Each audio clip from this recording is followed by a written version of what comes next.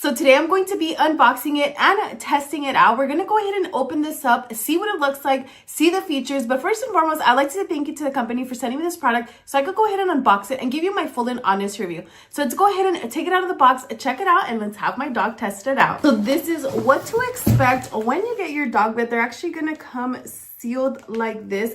We're going to go ahead and take it out of the package, but it does state to keep it open and wait 48 hours to restore its fluffy shape. So just keep that in mind. So let's go ahead and open this up and let's see what it looks like.